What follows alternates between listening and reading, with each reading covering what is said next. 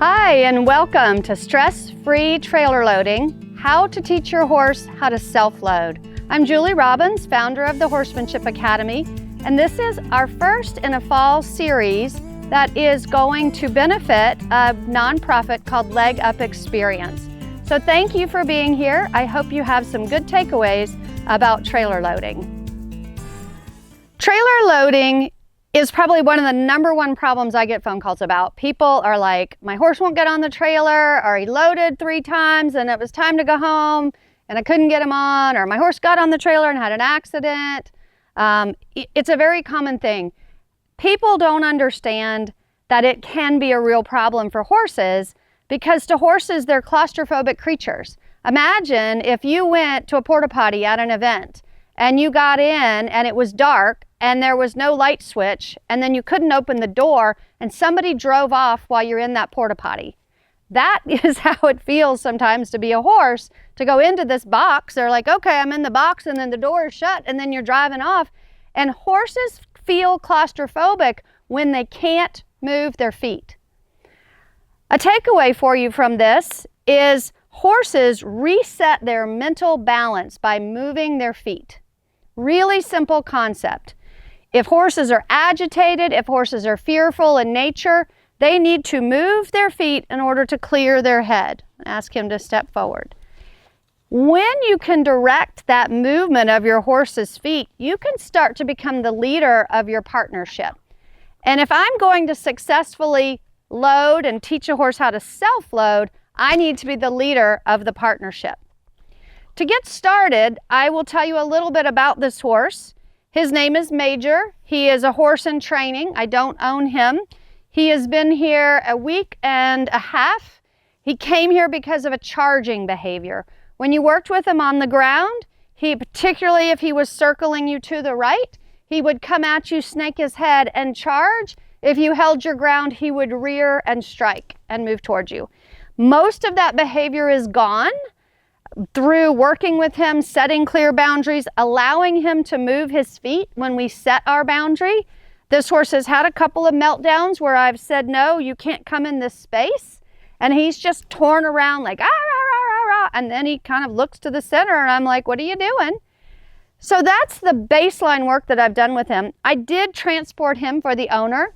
He was hesitant getting on to the trailer, but came on without too much trouble. Was nervous while I was trailering him. I had him in a stock trailer, if you will, my trailer with all the dividers out, so he could turn around and move. Came off the trailer a little quick. He kind of jumped off because I wasn't backing him out. And so I took him over to the trailer 2 days ago when I realized I needed to find a horse that could load but not self-load. And I found out that he wouldn't go in on his own. Furthermore, I was actually walking through, there's a small gate over there, people walk through gate, and when he came through that gate, he shot through the gate. So it went off in my head, he would be a great horse to talk about the difference between regular loading and self-loading. So the prerequisite to teaching your horse to self-load is that they know how to load, they know how to lead load. Doesn't have to be perfect, and we'll check this when we go to the trailer, but they need to be able to lead and follow you onto a trailer. That is a prerequisite. Prerequisites before I get near a trailer and before I'm teaching a horse anything, #1 is space. Do I have a way to maintain my space? I like an arm's length when I'm working on a project. So if my arms are out and over my head and all the way down to the ground, this horse should not put his nose in my space. I've already taught him a wiggle rope, and it just means when this rope wiggles side to side and moves those 2 knots, he needs to back up off of pressure. Additionally, I've taught him if my hand comes under here with very light pressure, you see my hand is open, he should also back away from the pressure while my feet are still. Coming into my space, I'm just going to ask him again. This is critically important because when horses get nervous around trailers, a common behavior is they will crowd you. They will try to move you out of the way because they just want to move their feet and get away from the tight space.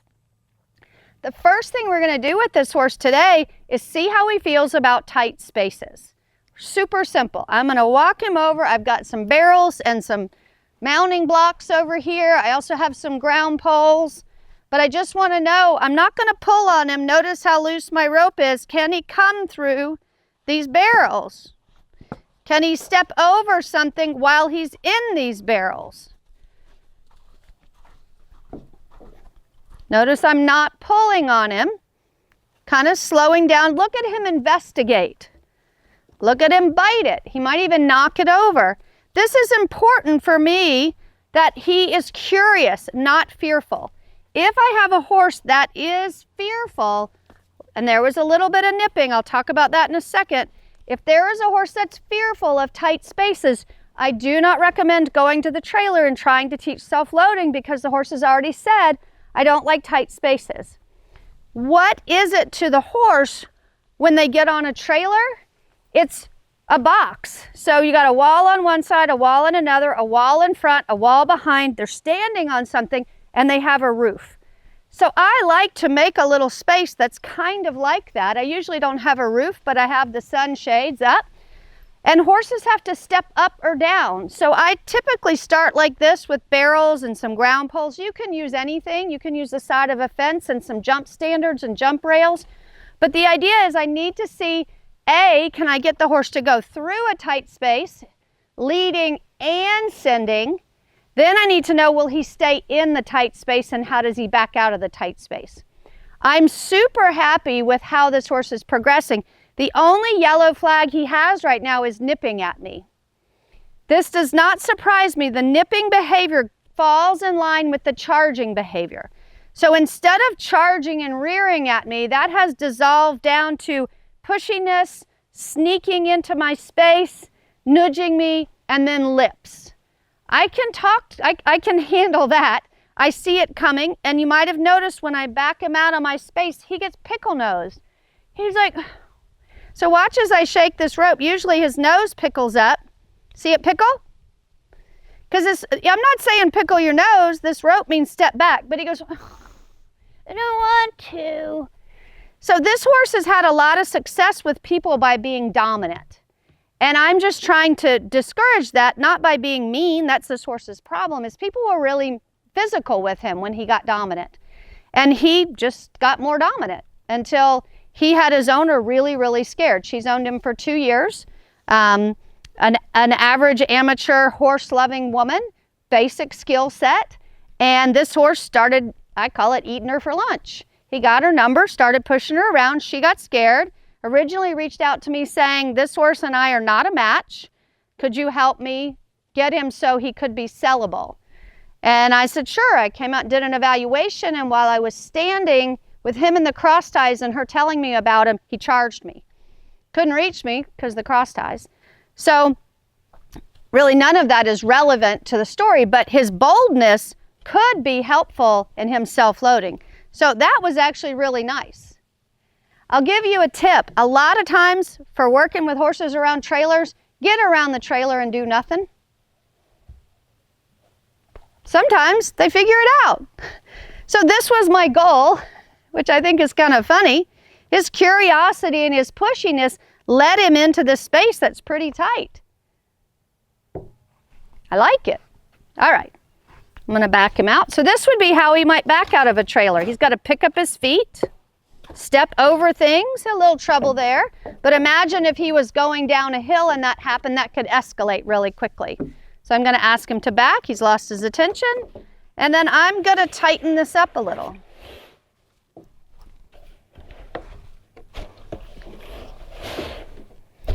In the beginning, I keep an opening to let them go all the way through, but just for time's sake and because he doesn't seem like he's gonna be that, if anything, he'll come in here and just push something out of the way.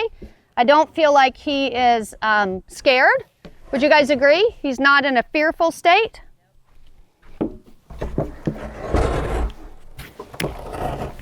Ugh. The hardest part about this is getting all your obstacles in place.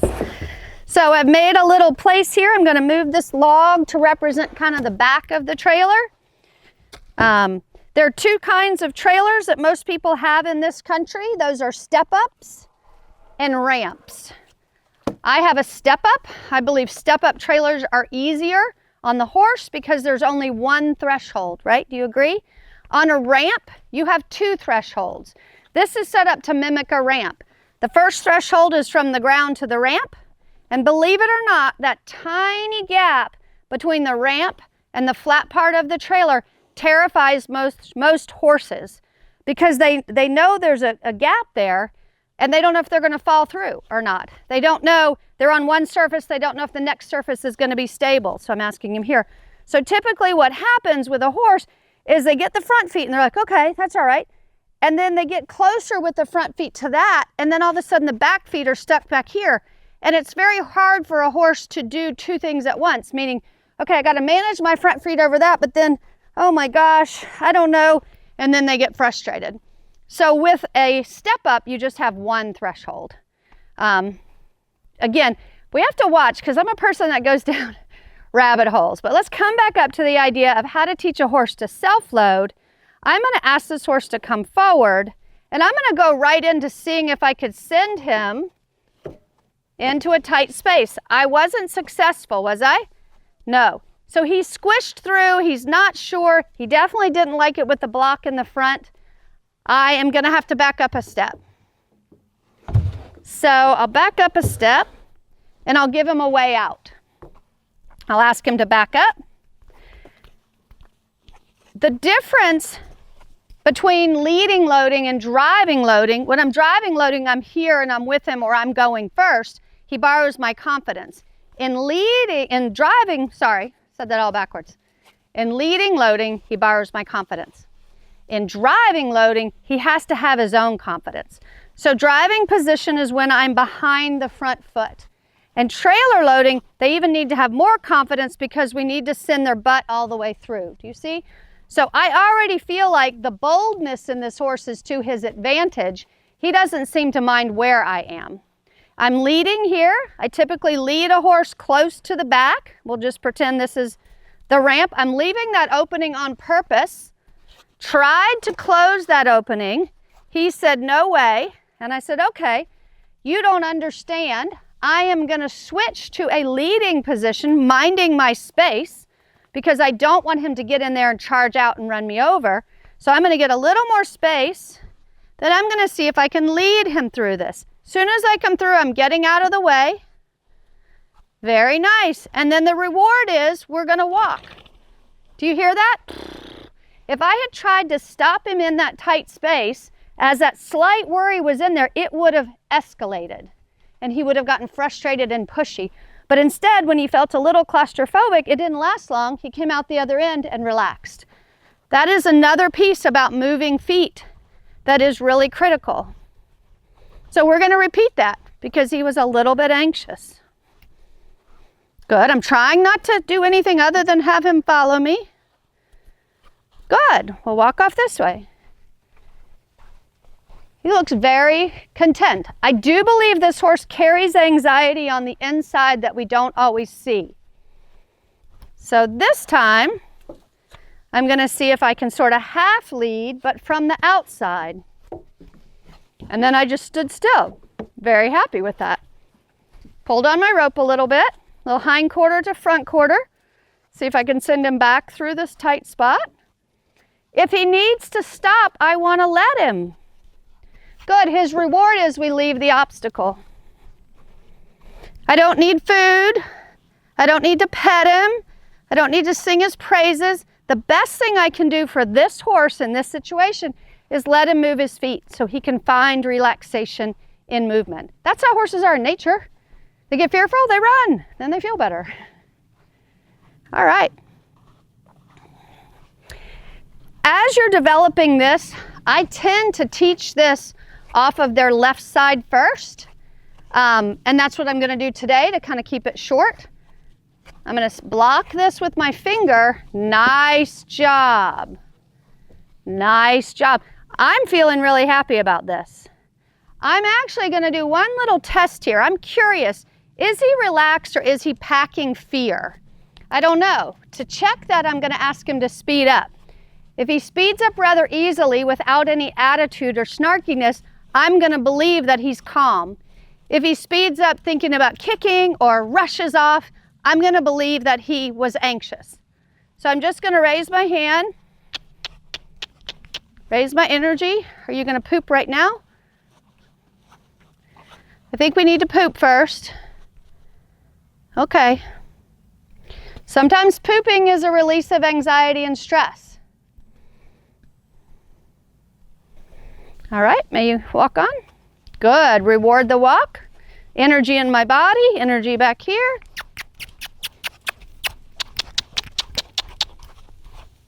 Nice. I think this horse has very low level anxiety, but by moving his feet and allowing him to move his feet, there comes a lick and chew. Swing that hip around, have him face me. That lick and chew confirms for me that he was like, oh, okay, you let me move my feet.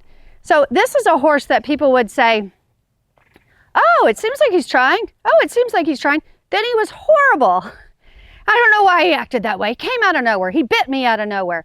This horse is telling us in very subtle ways, and it's very easy to miss. So I'm super happy with this. To do one more piece, I'm going to see about blocking the front. Actually, before I do that, I'm going to see if I can get him to stop in between the barrels.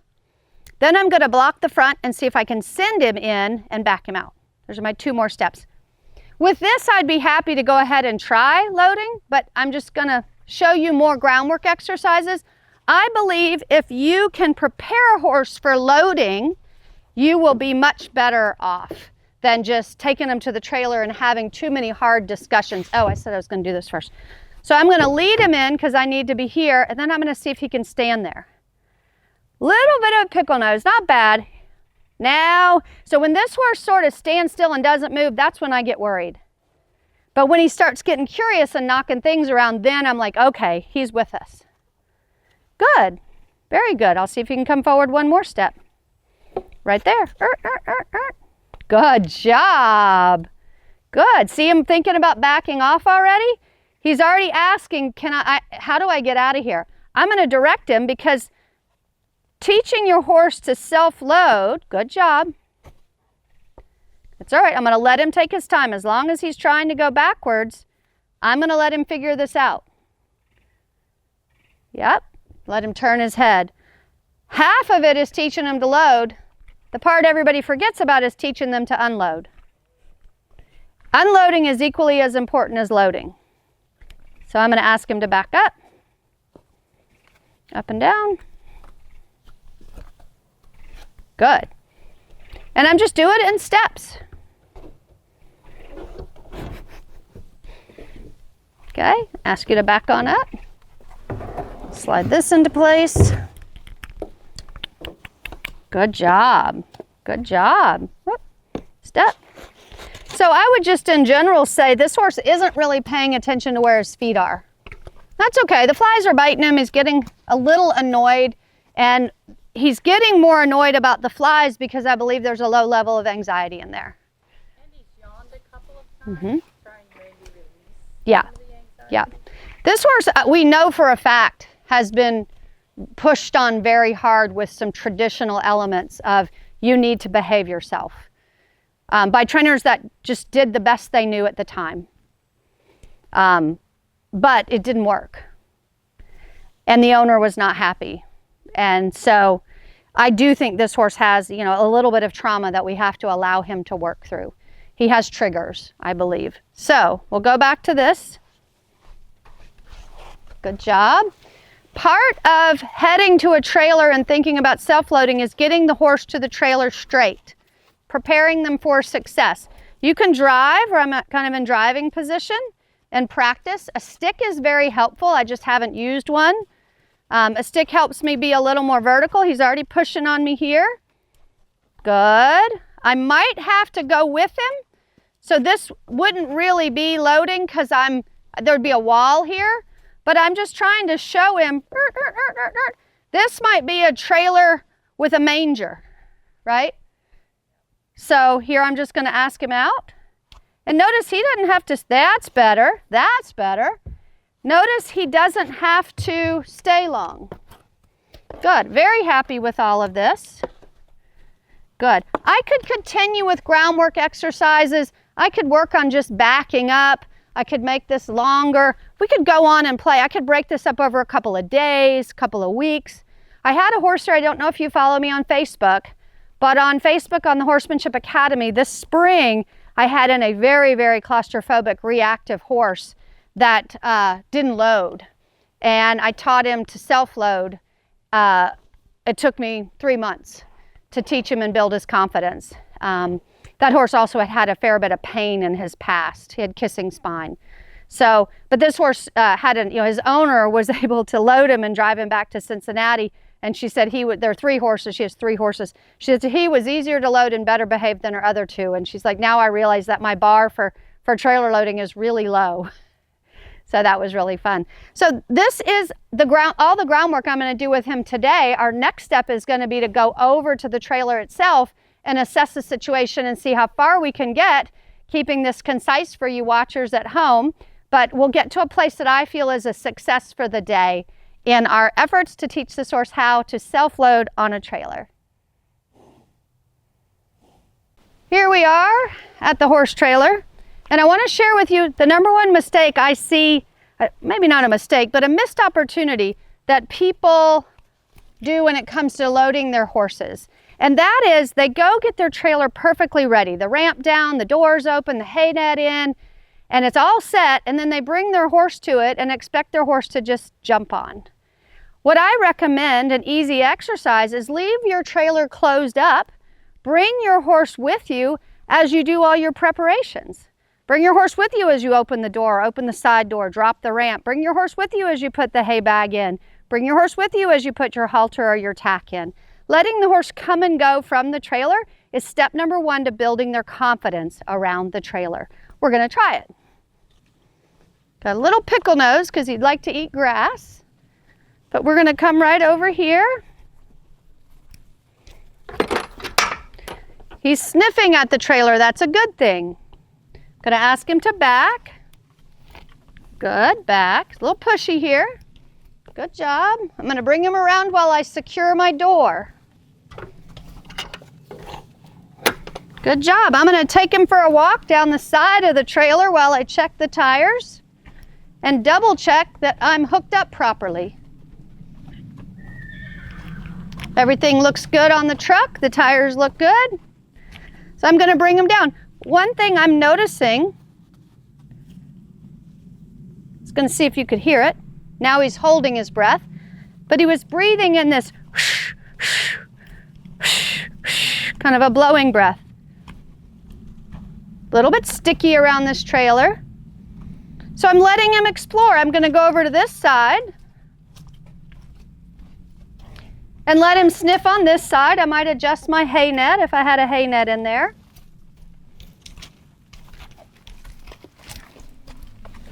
Good. So now, before I'm even trying to load, I've gotten a chance to see, is my horse afraid of the trailer? This horse, no. He, in his own way, is a bit concerned, which gets him breathing short and a little sticky. And then as he starts to explore, he's pushy. The opposite horse would be moving their feet a lot, not getting within 20 feet of a trailer. So you kind of have, remember, when you have go horses versus no-go horses, the order in which you do things is different. So this is clearly a no-go horse. So the order in which we do things is slightly different than we would if it were a go horse that was very reactive on the outside. Good. Okay. So step 1 is I'm going to see if I can lead this horse on the trailer. I am watching right now his body language. He has a lot of forward energy, so I'm going to keep, notice I'm not pulling on the rope. I'm still not pulling on the rope. Still not pulling on the rope. Just offering. Now I'll add a little pressure on the rope. Now I'll release that pressure. I successfully have loaded his head. I am going to reward that by unloading his head and leaving. Good job. I will tell you, inside the trailer, I put a bucket that does have food in it. It has part of his dinner. And when he gets all the way on, he will, I'm going to lean my head back, ask the nose up, bring him this way. When he gets all the way on, I will let him have a bite of it. Good. So I'm not pulling on the lead rope. I haven't pulled on the lead rope. I still haven't pulled on the lead rope. Now I've loaded his front feet, and I'm gonna say, thanks, we're all done. If anybody ever had a horse that gets on the trailer and then you can't get him off? Yep. That happened to me once, terrified me. I thought the problem was loading him. The problem was, how do you get a horse that big off of a 2-horse straight load with a manger? We had to tear the trailer apart to get him off. And it was scary for him, it was scary for me. I was a new horse owner. So in this way, ideally, if this horse had a problem, I'd load him 1 foot at a time. But this horse doesn't have a problem, so I'm just breaking it down between the front feet and the hind feet. His reward is that we go for a walk, and his reward is I don't pull on him. Still not pulling, there's slack in the rope. I'm walking backwards to invite him. Good. Good. I'm actually going to give him a handful and let him smell the treats, take 1 bite, and then I'm going to say, that's all. Can you back? Good. I've asked, and now I'm not asking him anything. He's turning his head to look behind him. Good. I'm actually going to bring him forward a step, and then I'm going to ask him to back. Step, step, step, step, step. Good. Give him time here to figure out how to do. I'm not doing anything. Give him time to figure out how to get those feet off. Ask him back. His reward, in addition to chewing up the food that he got, is taking him for a walk. I'm very, very happy with that. But like I said, this is not a horse with a trailer loading problem. This is a horse that loaded in general. Now I'm just going to see what I have if I switch to the driving position. I'm offering, I've loaded his head, whoop, whoop, whoop, and his front feet, and I'm just going to say, hey, that's far enough. Good, back him up. Good, back him up. Can you back up more softly? I don't want to leave it where I'm having to use heavy pressure. Now I'm going to go for a walk. This is his reward. See the licking, the chewing. He's pushing on me a little bit, trying to get behind me. Head up, over, wants to nibble on my arm a little. Good job. His breathing is still shallow. If I had more time, or I decided to make a project out of this, I might quit there. This would be a great place to quit because all that energy wants to go inside, and his anxiety's up just a bit. And I'm saying that because of his breathing.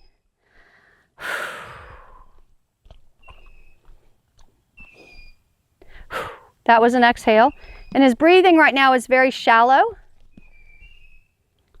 He's not taking big breaths. His eyes are blinking, which is good. Pickle lip is gone, but he's in a food brain right now. This is also why I don't use a lot of food for baseline training, because they get into that food brain. No eating. Gonna ask the head up. All right, we're gonna go back and ask him if he wants to load. My cue is that I'm just pointing with my finger. This time I'll let him go all the way. And he is, because there's food in there. So now I'm gonna, very carefully, I know this horse pretty well, I'm gonna go in beside him. This is a slant load, and I'm gonna help him back off. Hello, and make sure I can see his eye, rubbing him on the butt, being safe about my approach. Good.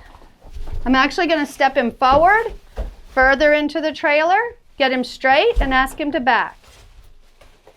I'm asking him to back by moving my feet. Step, step, step, good, step, good, step, good. I started putting in a verbal cue about stepping just to give him a hint. And now I've learned, what I've seen doing that with horses is they end up slowing down when they back up. Here he's overwalking, so his leading behavior went from excellent, now he's biting at me. This is all, he did what I asked, but he's agitated about it. He's just a little anxiety. Actually, I wouldn't say a little, I'd say medium. If it was green light, like he had no anxiety, yellow light a little, red light was getting dangerous.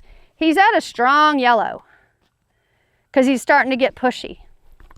So I'm going to think about just cleaning up some of the boundary issues, and we're going to say we're done. He self-loaded, I backed him off. I'm not going to repeat it. That would be the worst thing I could do. I want to leave him thinking how wonderful and easy that was. Couldn't have gone better. Good job. But remember all the preparation we did to get here. This horse had already been on a trailer. He led on a trailer. And now you'll get to see, now I've got to work more than I did all day. I'm actually going to back him up and I'm going to put him on some don't bite. So to prevent the biting, notice I have a straight arm. And then I'll just move my arm out of the way. To prevent the grass diving, I'm just going to put him over the sand road. And I'm going to go back to adults are talking. I moved away, but now I'm going to make sure he can move away. And I had to shout at him there with that rope. That's not how I want to leave it. And from his perspective, he says, that truck over there contains the girl that brings me dinner. So I think we're done here. I think I need to go. And I'm like, yeah, there'll still be dinner. Don't worry about it. So this is another little lesson for him. Patience. Good. I'm going to slap my leg to see if I can get his attention. I'm going to step away. Not pulling on him. There, got his attention. And now we're going to head back and we're going to be done. One tiny thing I could do, if I wanted to head up, is I could go close up the trailer. So we're going to do that just as a follow-up. So I have to come around and unlock my door, unlatch my door, bring this around, close it up. I might even go the long way, check my hind quarter while I go. Can that hip swing under? Yeah. And we are all done. Very good. Successful self-loading for the first time. Have a great night. Questions? Yeah, I think he's really trying hard. I think there is some anxiety that he worked through with you because he's confident with you. But I know, I guess I don't understand why you wouldn't pet him at some point. Good question. Good boy. Good question. So the question is, this horse has tried really hard. I've run him through a series of things. Why wouldn't I stop and pet him? I'm actually going to be fully transparent and say, you're right. I should have gone into some bonding. With this particular horse, however, though, when I'm in close to him, a lot of his negative behaviors come up, particularly if I'm standing here. So I should do some bonding, but instead of being up at the head to bond and rub with the head or the neck, I'm going to go to the shoulders. He's already nibbling it. See all that? So that's one reason why I haven't been doing rubbing and petting. I've been doing walking. I call it the relaxation walk. In my head, I'm saying, thank you, good job. I'm breathing with him. And horses don't rub each other when they do good things. A mare, we go real authentic into the horse language. They don't, there's no good job, that a boy, there's no thank you, there's no hugging. Your presence is the reward. Your ability to stay within the safety of the herd is your reward. So if we're really speaking authentic horse language, if we're just watching them, the reward is you get to be here. And you have the freedom to move. We aren't trapping you, we aren't moving your feet. You get to be a member of our herd following our rules. Okay, and I've never heard of pickle nose. What kind of Hi. signal? Was that a calming signal for him? So good question. What is the pickle nose? Pickle nose is when his nose, if you look right now, he almost looks like his nose doesn't fit, the top of his lips don't fit the bottom. See how his nose is kind of, I made up the word pickle nose. I'm not a big pickle fan, and a sour pickle makes me go, kind of pucker. So it always looks to me, step forward. Here it is, here's his feet stuck. Step forward. Thank you. He'd rather bite on me than move his feet. But when I was asking him to back up in particular, look at how, let me see if I can move this way so you have a better vision of the nose. So see how the nose is relatively flat? Right there. When I ask him to back up, watch how there'll be a little dent in the middle of the nose. See that dent? Yep. It's right here. It's like the lips kind of come together like that. That is his first expression of, I don't really think I want to do this. All right, got it. Yeah. What he was expressing. Yeah, so it's kind of like a teenager. Could you take out the garbage? And they, and you pick your battles, right?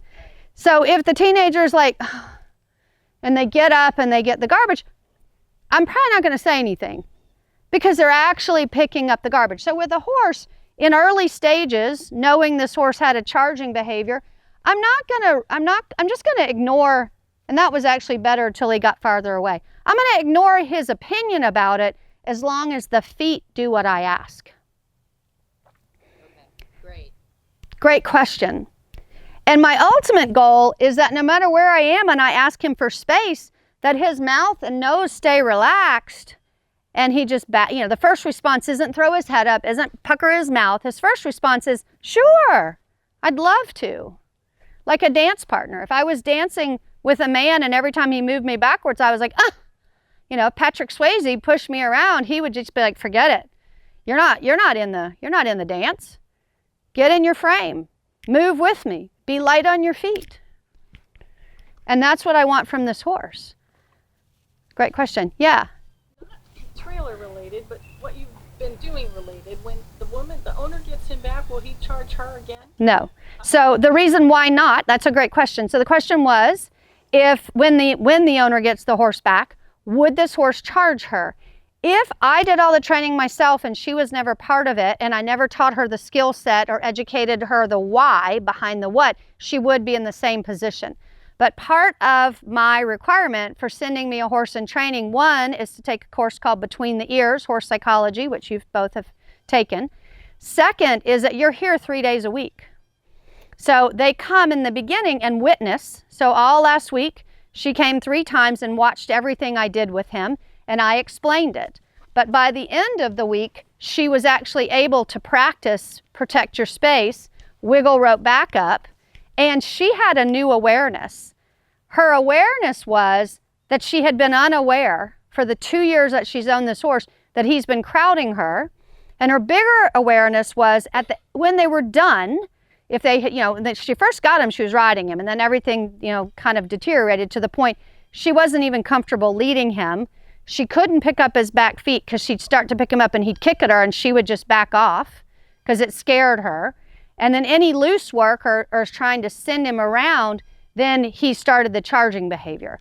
And all of that scared her very much.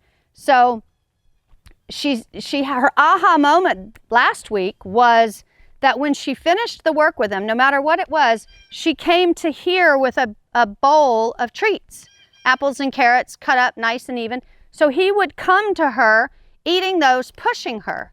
And she would just back up and he'd knock him on the ground. She'd pick him up, he'd push on her, and she'd back up until he'd eaten all of the carrots and the treats.